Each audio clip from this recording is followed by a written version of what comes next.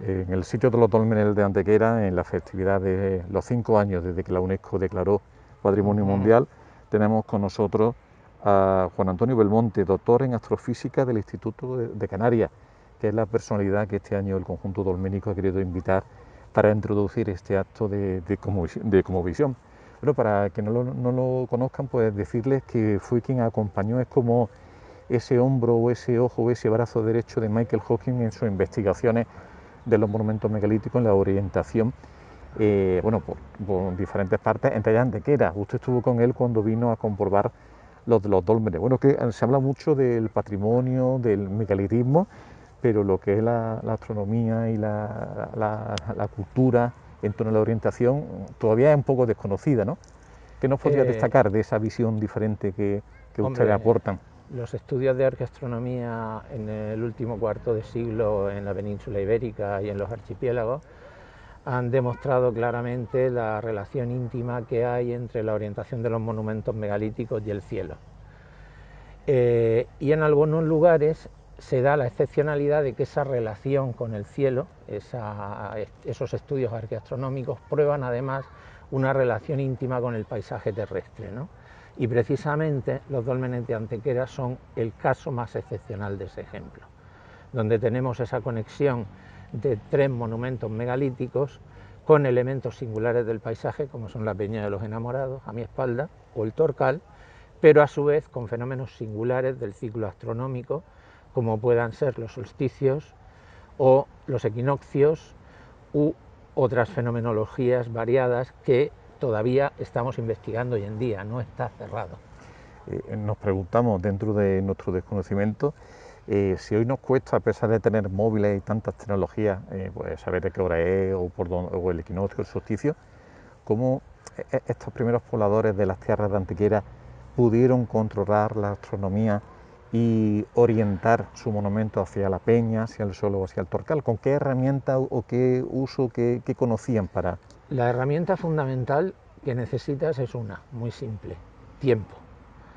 O sea, la astronomía siempre ha sido la herramienta fundamental que ha usado el hombre para orientarse en el tiempo y en el espacio antes de los tiempos modernos, antes de que existieran los GPS, antes de que existieran los relojes de pulsera. O sea, la astronomía, la observación de los astros era un patrón absolutamente fundamental. ¿Por qué? Porque su vida dependía de ello, el control del tiempo, el control de las cosechas, el saber cuándo llegaba la temporada de lluvias, cuándo era el momento adecuado para sembrar. Todo eso lo marcaba el cielo. Entonces, estas culturas neolíticas que construyeron estos enormes monumentos megalíticos, tenemos que tener en cuenta que lo que más tenían era tiempo, no estaban acelerados como nosotros hoy en día.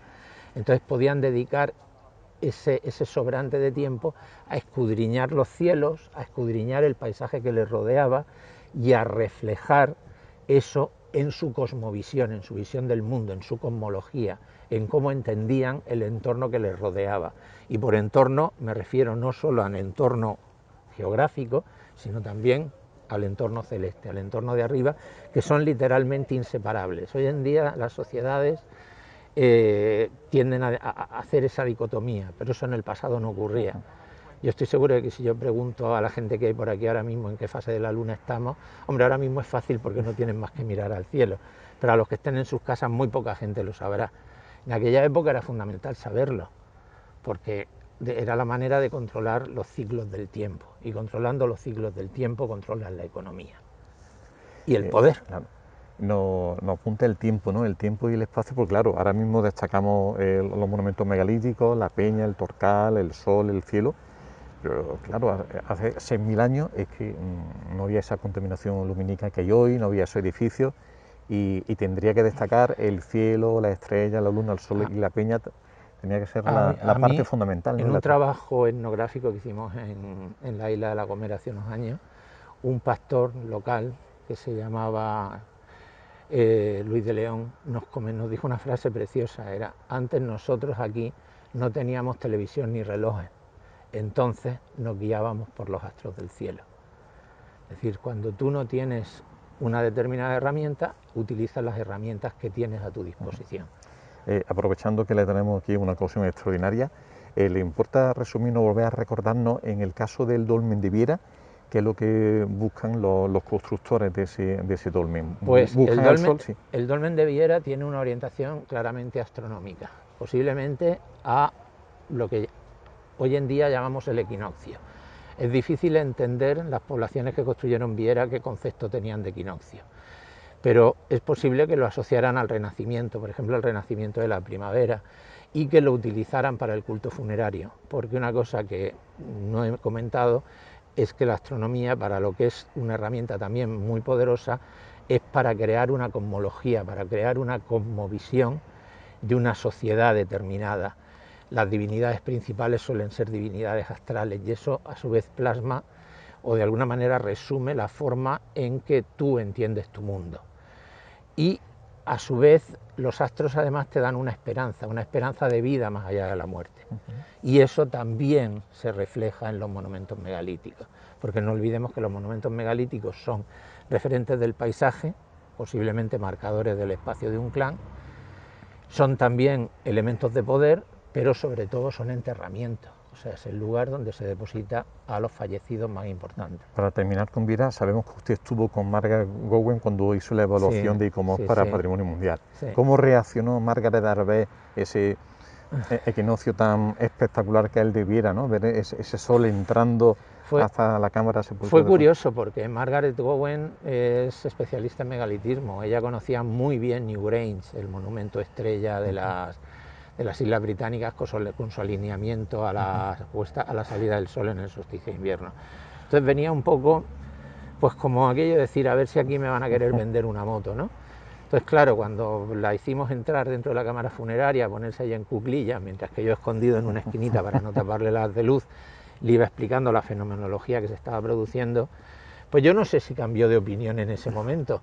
Lo único que sé es que cuando nos hemos vuelto a encontrar años después, porque los dos pertenecemos a las comisiones asesoras de otras iniciativas de la UNESCO, donde también juega un papel la astronomía, pues la verdad es que desde el primer momento el trato fue muy cordial, es decir, que ella guarda un buen recuerdo de aquel momento.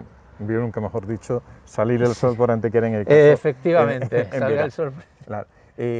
Vamos a ir al más moderno, al más actual, el dolmen el Tolos del Romeral.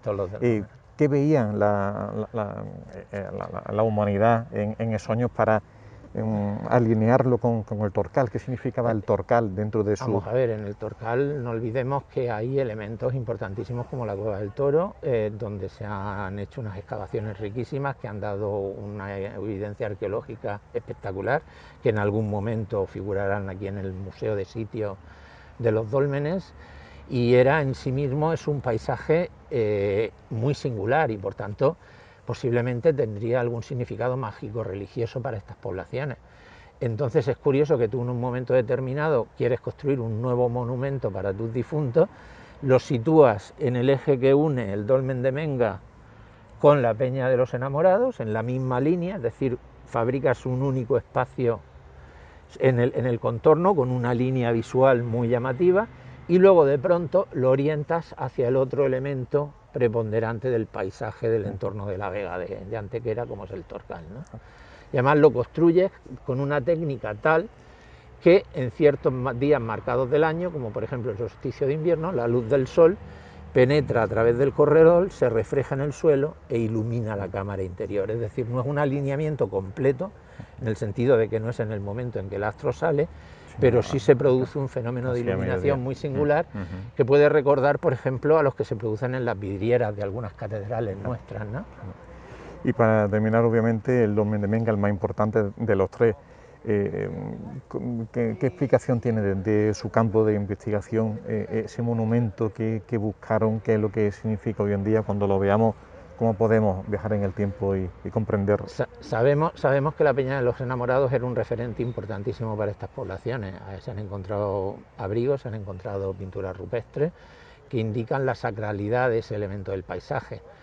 Y ya no es ya solo la propia forma de la peña, ¿no?, que recuerda la cara de alguien, ¿no?, la cara de un ser humano, ¿no?, posiblemente de una entidad divina, que ellos lo vieran. Entonces, cuando tienen que construir un monumento para sus difuntos, pues lo orientan precisamente a la región en que se observa la Peña de los Enamorados.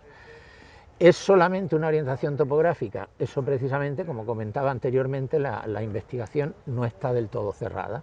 Seguimos preguntándonos cosas y por ejemplo, pues nos estamos preguntando si la Luna pudo jugar, por ejemplo, un papel principal también en su orientación. Pero esto son cosas que obviamente habrá que ir confirmando en el futuro. ¿Quién mejor que usted para que nos hable de Michael Hawking? ¿Cómo es? ¿Quién es? ¿Tan importante fue lo del valor universal excepcional que Bartolomé Ruiz siempre nos dice que fue el método científico para convencer a la UNESCO? ¿Qué aporta? Michael Hawking, en la disciplina de la astronomía cultural, en la que es mi campo principal de investigación ahora mismo, jugó 3 papeles muy relevantes. Uno, creó una revista que es el Journal for the History of Astronomy y un suplemento, Archaeastronomy, que han sido fundamentales en el desarrollo de la disciplina. Segundo, como historiador de la astronomía, se hizo un pedigrí importantísimo en Inglaterra como el máximo especialista en la familia de William Herschel, el descubridor del planeta Urano. Y luego, tercero, se dedicó a hacer una investigación que nunca había hecho, que es a medir miles, literalmente miles, de estructuras ciclópeas y megalíticas en todo el ámbito mediterráneo, tratando de descubrir patrones de orientación que se pudieran explicar de una manera determinada. Y lo que encontró es que muchos de esos patrones eran necesariamente astronómicos.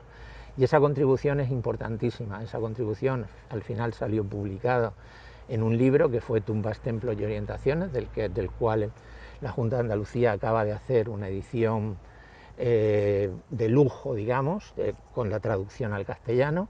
Un libro singular que marca un antes y un después en los estudios de arqueastronomía en Europa. O sea, fue un paradigma, ¿no? Claro. De alguna manera. Y Juan Antonio Belmonte, para terminar, ¿qué nos puede aportar de su visión desde el punto de vista astronómico, del cielo, de lo que supone el conjunto de los dólmenes para el conocimiento de esta cultura? Bueno, es fundamental. O sea, hay muy pocos monumentos megalíticos en el mundo declarados Patrimonio de la Humanidad, ¿no?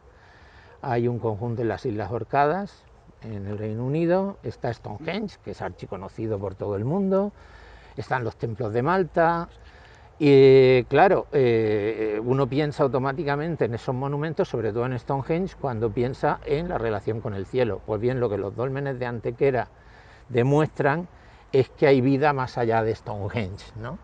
De alguna manera, hay otros lugares en el mundo, y Antequera, los dólmenes de Antequera son uno de esos, donde esa relación entre los monumentos megalíticos, el paisaje y el celaje se pone de manifiesto de una manera brutal. Y esa es precisamente lo que le confiere a Antequera ese valor universal excepcional. Juan Antonio Belmonte, dando su visión y le agradecemos su explicación en este 5º aniversario como Patrimonio Mundial. Muchas gracias. Pues nada, un placer.